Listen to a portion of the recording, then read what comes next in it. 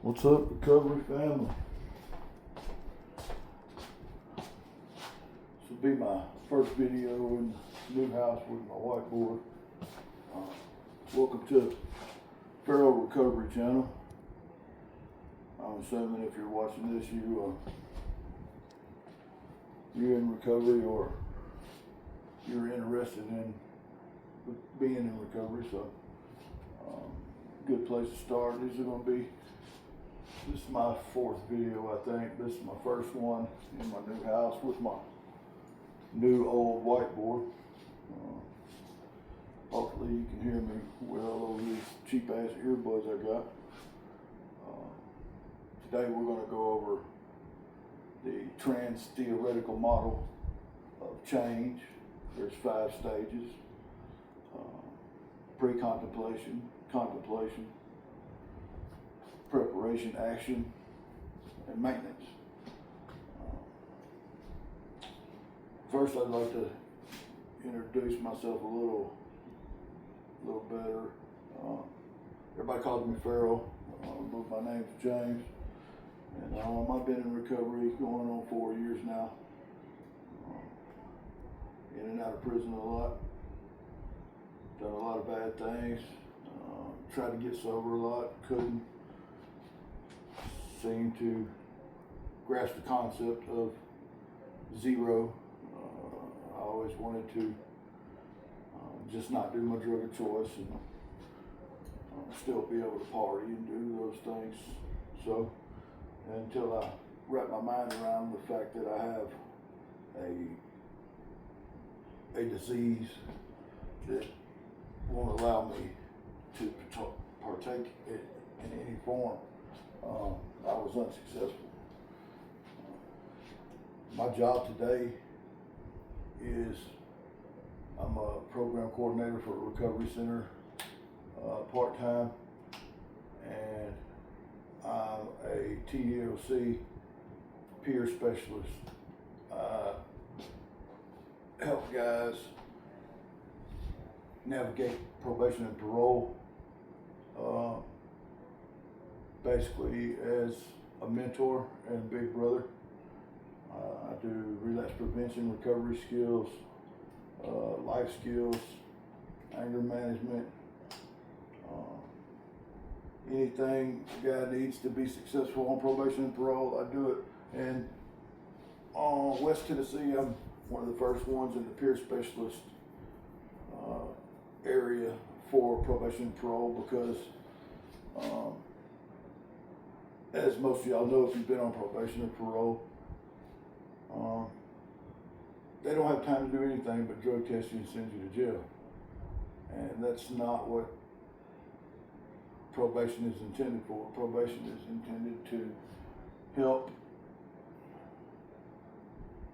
you navigate the tough part of your life that you're going through, get past it and become a productive member of society again. So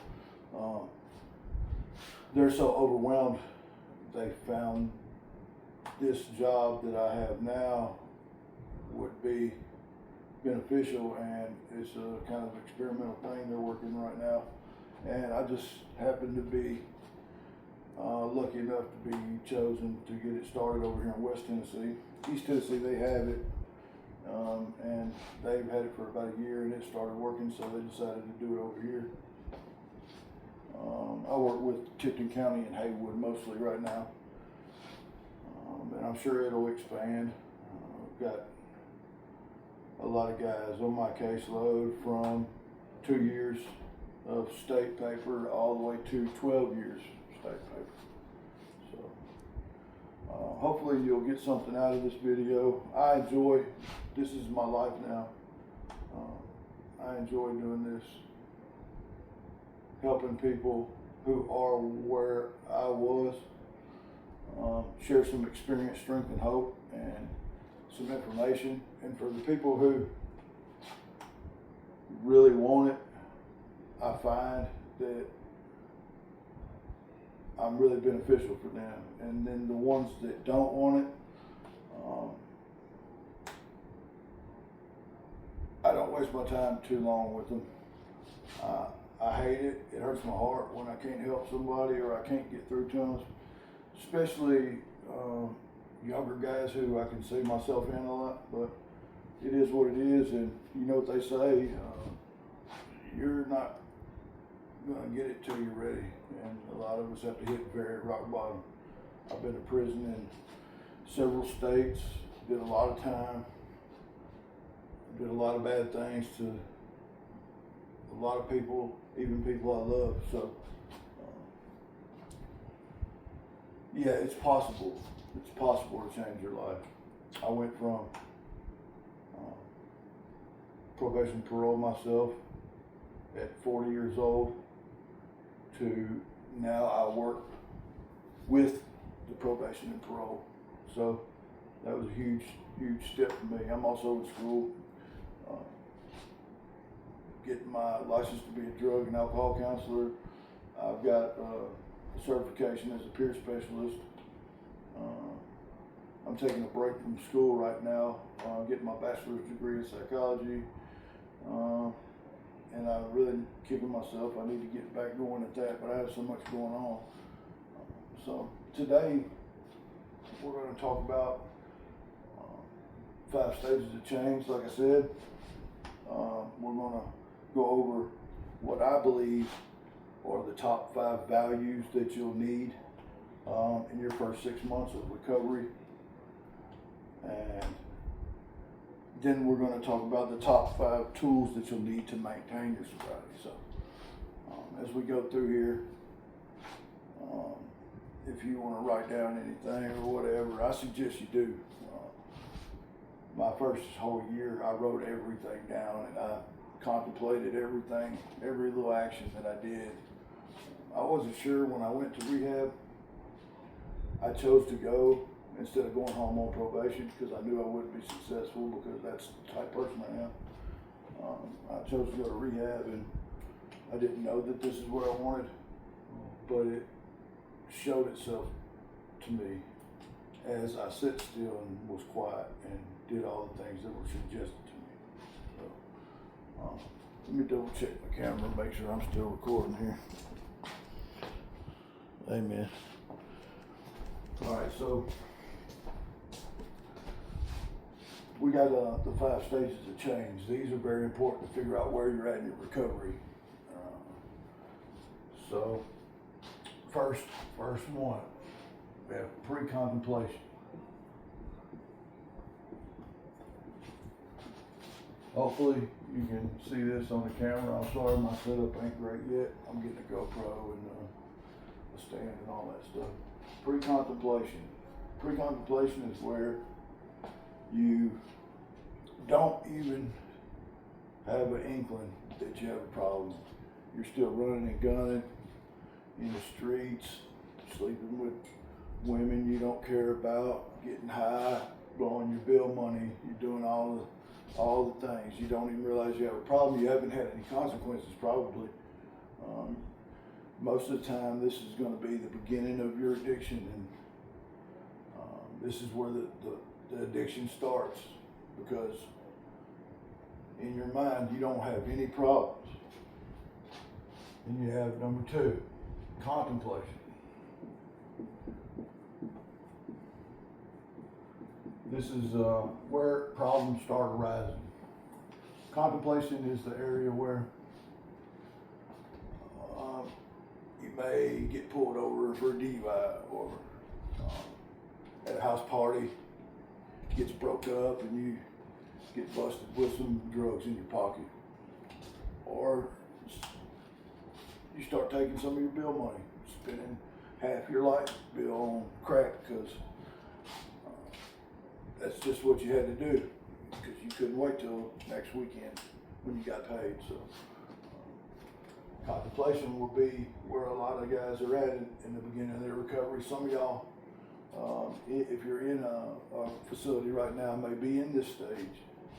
If you're in the pre-contemplation stage and you're in a recovery center, you're just, I'm gonna tell you like it is, you're stupid. You need to be at least at the contemplation stage, because if you're in a recovery center, whether you were forced there or not, you have issues with addiction, plain and simple. So we have, without a doubt, I don't know I have a problem. I'm not going to admit it.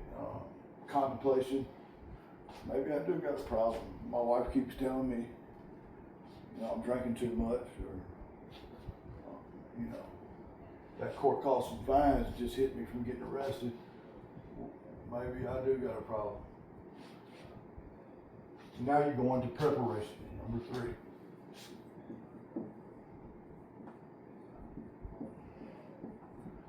Stage 3 is preparation. Preparation is you went through the first 2 stages. Now, you know what? I need to make some changes. I don't know what I need to do, but I can't keep spending my bill money. I'm behind on my child support. If I get busted again, the judge says I'm gonna go to jail for 2 years. I can't do it. So you start making plans.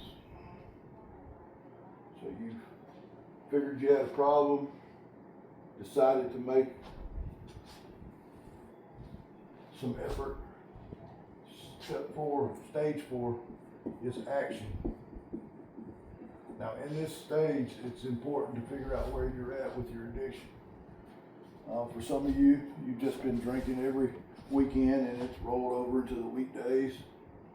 And in order to keep your job and keep from messing up any further, you decide you just need to go detox.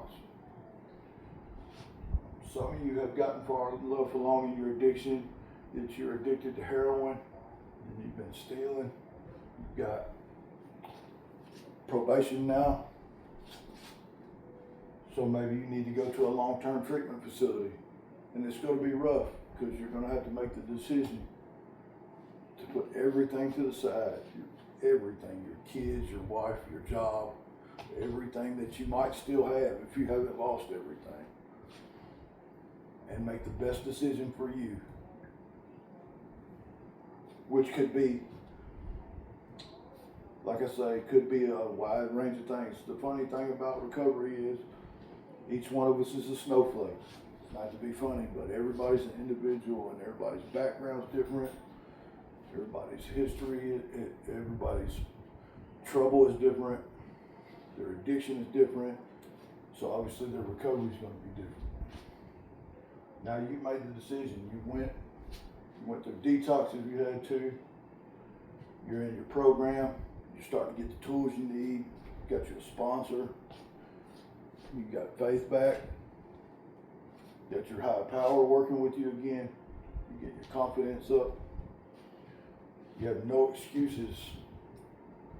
You've got all the tools you need. 5. Stage 5. Maintenance. I can't remember how to spell maintenance. Don't laugh at me. I went to Mississippi School. Maintenance. This is the one. This is the one that's going to make or break you. You just spent 6 months in a facility getting your life together, getting all the tools you need. Don't leave out of there. You go right back to where you came from. The same people, places, and things. Your attitude hasn't changed. They will see you back again in a few months to do the 6 months again. If you don't take the tools that you learn while you're there in that action stage, carry it over to this maintenance stage, and maintain your sobriety. I cannot stress it enough. You have to keep an eye on yourself. You have to have accountability people in your life, which we're going to talk about. And you have to have figured out who you are inside. Not the guy who was stealing and sleeping with all them girls. The guy who was selfish and doing all of the me, myself, and I things. You have to kill that guy. In that action phase, you should learn that about yourself. When you get to the maintenance phase, there's no excuses anymore. This is all on you. And it's tough. Life's gonna be hard from here on out. You're gonna spend the rest of your life fixing all the stuff you did all the way up to the action phase. It's part of life. So hopefully you know which stage you're in and you can start making the changes and get to that maintenance phase and stay there. Now, there's one thing that I left out of here. This trans-theoretical model of the stages of change actually has a sixth stage, and I don't allow it in my stages of change because it's called relapse.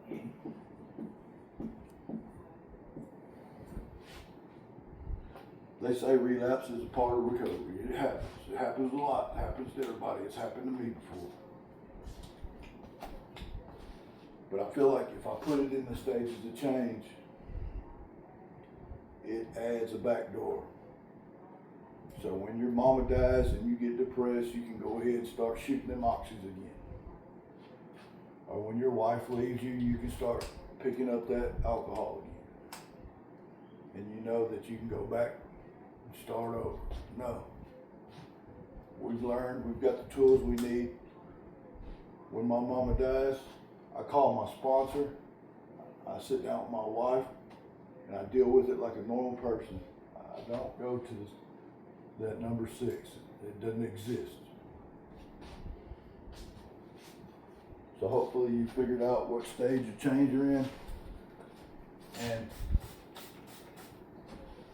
then you can move on and you can start learning some of these values and principles that I'm going to teach you. Now, I work with a group of guys. We do relapse prevention, recovery skills. We also do life skills. And some of these will be just normal old life skills. Some of these will be also recovery skills. Top 5 values that you're going to need in the first 6 months. You're going to need to either relearn these or learn these for the first time to be successful. My number 1.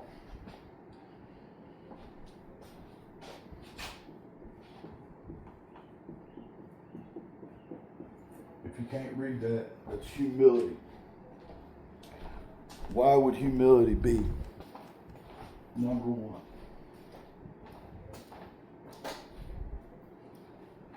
If you're not humble, you're not willing to listen and learn. Let me look at this tape. All right, good. Can you see that up there? Humility? Barely.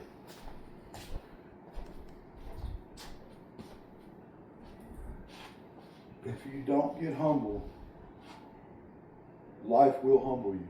So it's very important to figure out how to do it on your terms and not life's terms. Because let me tell you, I remember the most humbling day of my life wasn't when I overdosed. It wasn't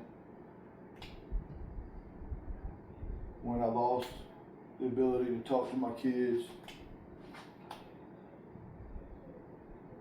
It was the day I was sitting in prison at the penal farm, and the young bucks started calling me Pops and Unc. At 40 years old, I'm getting called Unc, Pops. Man, that humbled me. It humbled me because I had wasted my whole life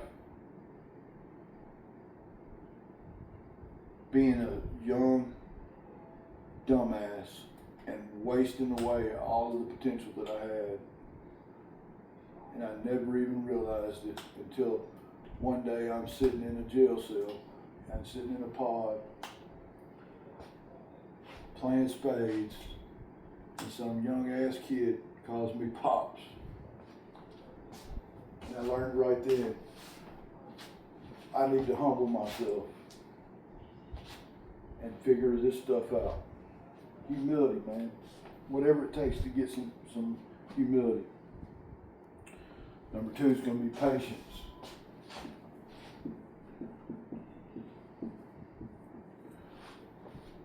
Patience is a hard one for us, especially us who were in the streets a lot. I did a lot of IV drug use. I mean, that's all I did was IV drug use. If it couldn't go in my veins, I didn't waste my time with it. And when you do live a life of hotels and stealing, and robbing people, patience is not a virtue that you have. It's not one of your it's not one of your tools in your toolbox. It's just not. So learning to sit still and let the miracles happen is important as it could be. And you're going to want to make excuses to leave where you're at. You're going to want to make excuses why you can't go to rehab right now, or you can't stay. My wife and kids need me at home. Nothing's going to happen if you run from your problems. You have to have the patience and the humility to sit still. Number 3. Selflessness, otherwise known as service.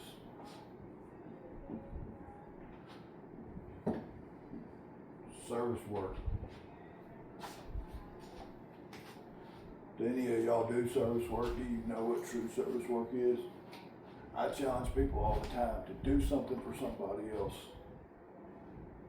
and don't even let them know that you've done it. When you're doing for others, for one, you're not messing up your life any further. For two, you're being humble and you're thinking of other people instead of the selfish things that you're thinking about. I ain't got no noodles in my closet. I don't have no money to get cigarettes. I don't have this. I don't have that. Just something as simple as sitting down with a guy who's having a bad day because he hasn't talked to his kids in 3 weeks, and he can't until his wife finds him he's made some improvements. Sitting down and sharing a few minutes with that guy and letting him get that off his chest. Or folding a guy's laundry that's in the dryer and he worked a 12-hour shift last night and you just so happen to not have a job or anything to do.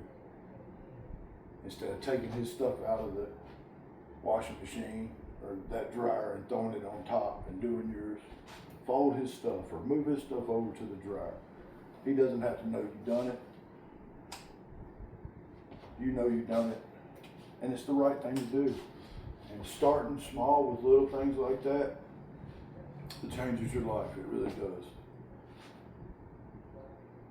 I got a million examples I could give you of times that I did service work, and it was so counterintuitive to me. Giving a guy my last noodle, giving a guy a pair of shoes when I only had 2. These things humble you, but they also empower you. So service work is very important. Selflessness. Doing things for others without thought of the benefit to you. Number 4. Acceptance. Ooh-wee. Accepting where you're at, why you're there, who's at fault. It changes everything. You start practicing some acceptance of your responsibility. Accept that you are the one that's going to have to change things, and it's you versus you. You got to accept that. The only thing holding you back is you. Once you can accept that fact, your life changes just as much as any of the rest of them. And lastly, faith, man. Faith. And I'm not a Bible thumper. I'm not an overly religious man. I have God in my life. and on a daily basis, I know that I'm a sinner. I slip, but I take my days and I learn from them. I go through my day walking and doing things that are right in my heart, and the things that aren't, I feel that. And I sit down, every morning I sit down and I do this right here. Not exactly make a video, but I go over self-accountability. I go over, what did I do yesterday that I could have done better? Did I do anything yesterday that I regret or I should change? And faith in my higher power allows me to do that. I sit down in the morning and I do a meditation. With faith, you gain peace. Not only peace, you gain confidence. Confidence in knowing that everything will be okay.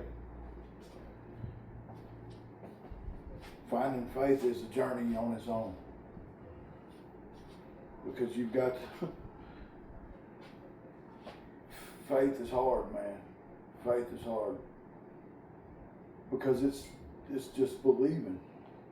It's believing that everything's going to be okay. And that as long as you're doing the next right thing, things will get better.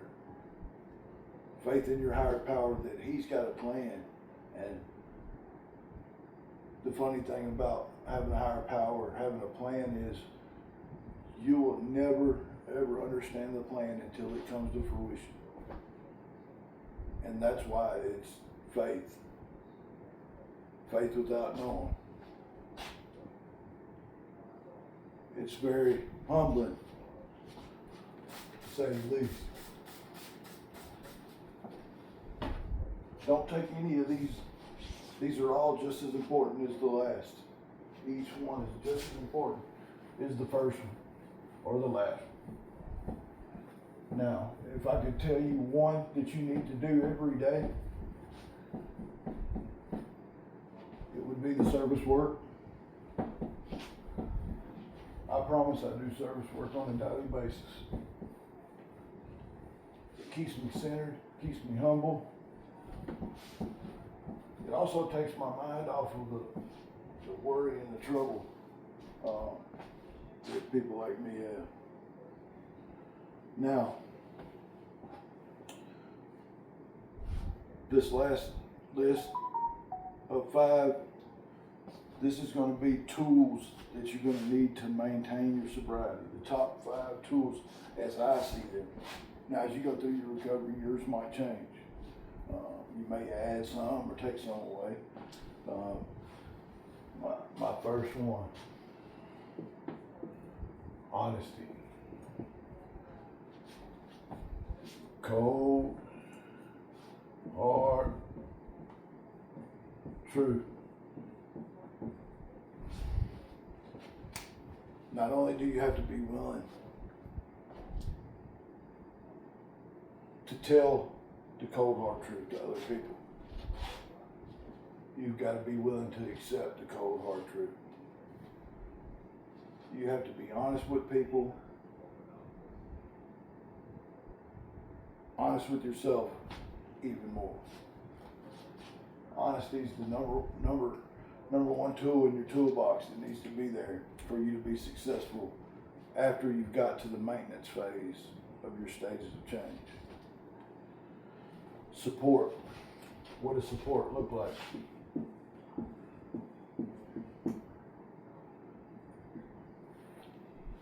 Sponsor. Some of y'all ain't gonna want to work with a sponsor, but I'm telling you, get you a sponsor that's going to challenge you. Get you a sponsor that's going to make you get out of the house. Family. Don't shy away from the family that ask you questions and challenge you. Listen to your family. Now, if you're like me, I have a lot of family that I couldn't and I still can't be around. A lot of addiction in my family, alcoholism, and all around negative attitudes, and I had to change all that in my life. But I do still talk to them. I just keep them at arm's length. Sponsor, family, or accountability partner.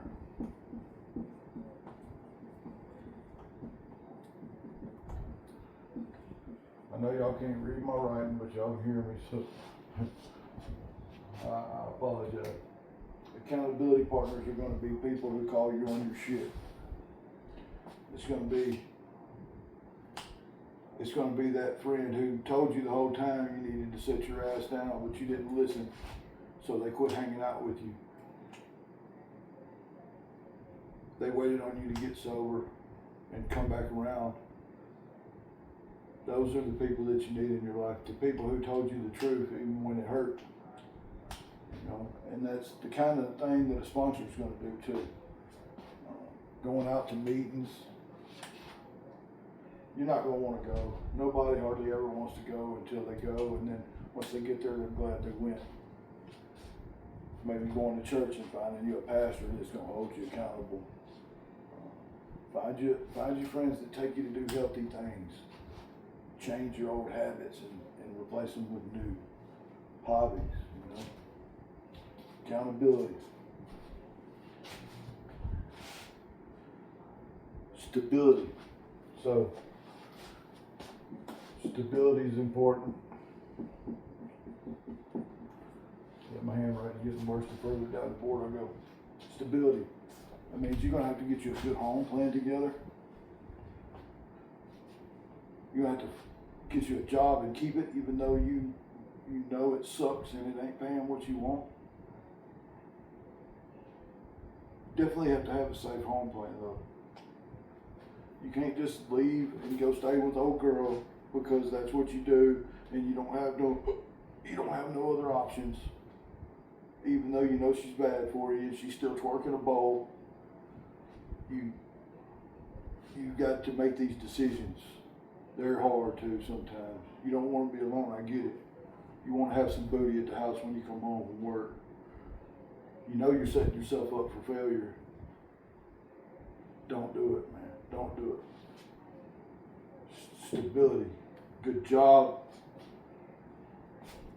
good healthy relationships with people, good home environment.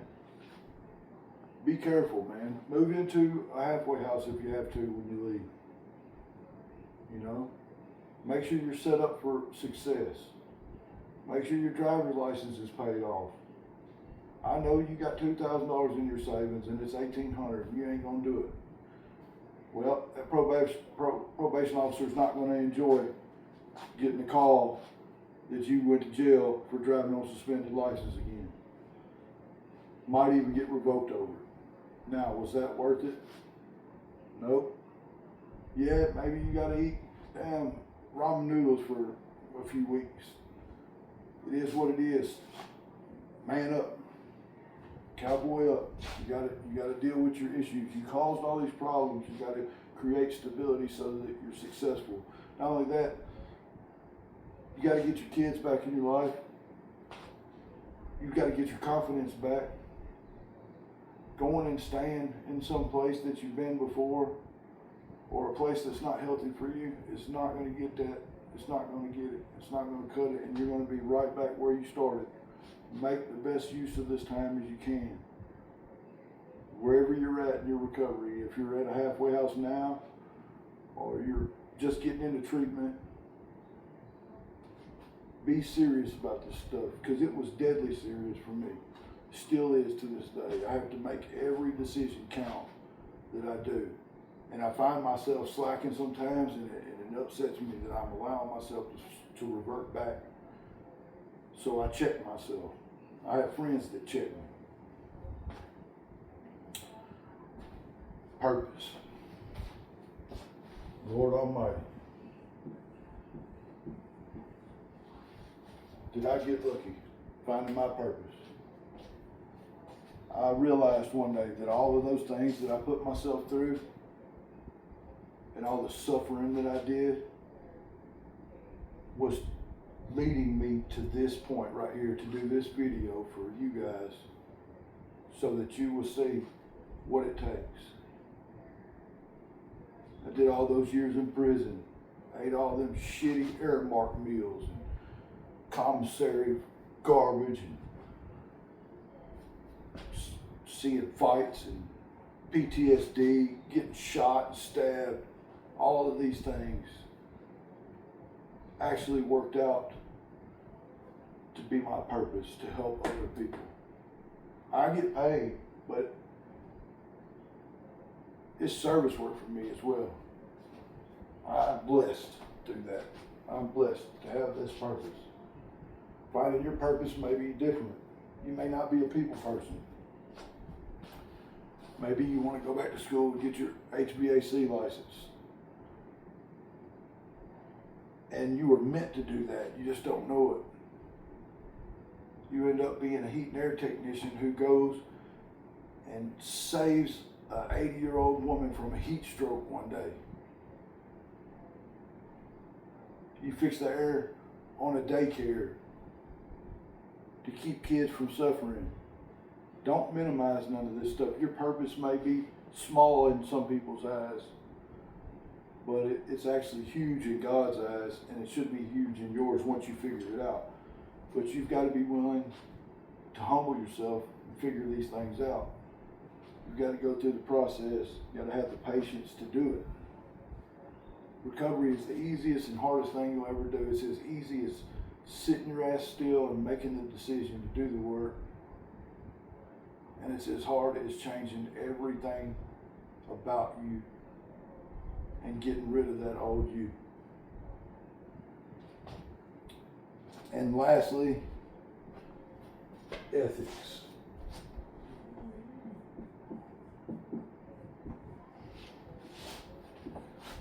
What are ethics?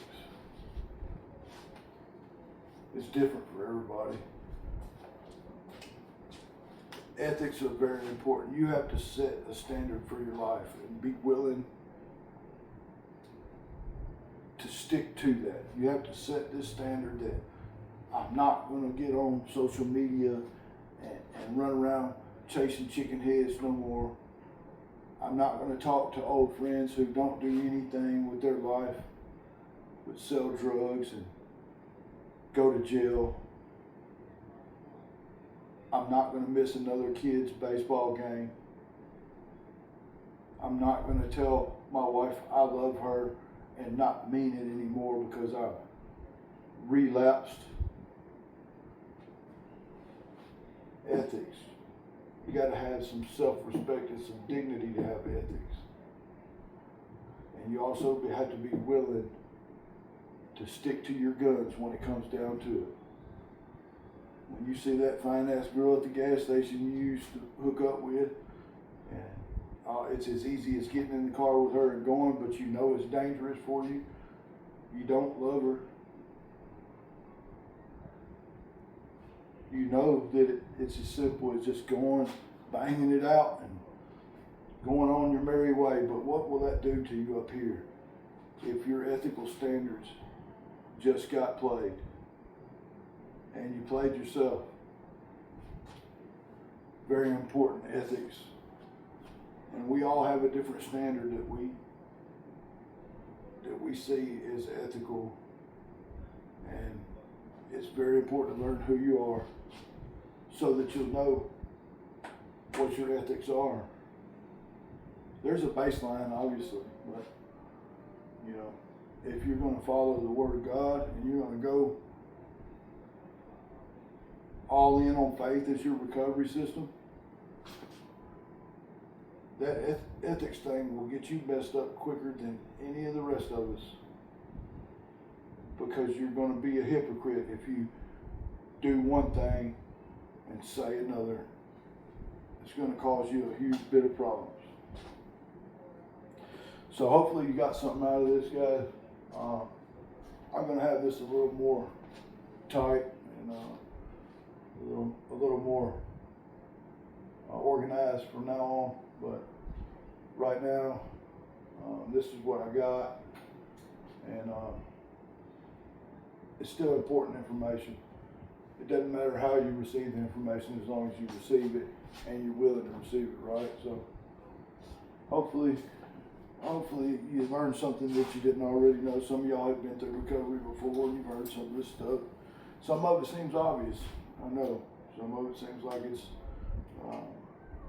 pretty simple. But how much of it were you practicing before? You know, how much of this stuff, the tools that you have in your toolbox, how many of them were you using before? I challenge you to sit down and make you a goals list.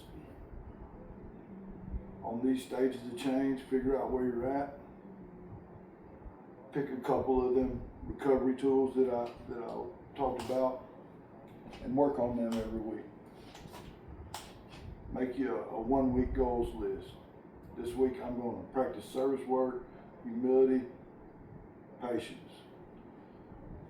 Then make you a 1 month goals list. And as you go along, you're going to get your confidence up. And as your confidence grows, those things that you were practicing, they become habit. And you no longer have to put them on your goals list. You can start adding bigger and better things until one day you figured out who you are and you are successful and you got your wife back and your kids and your good job and you feel like a man again. So hopefully you got something out of this, guys, and I'll see you next time. I know I'll do one of these a week, but as busy as I am, I don't know if I can do much more than that. So hopefully you got something. Love you guys. Keep pushing.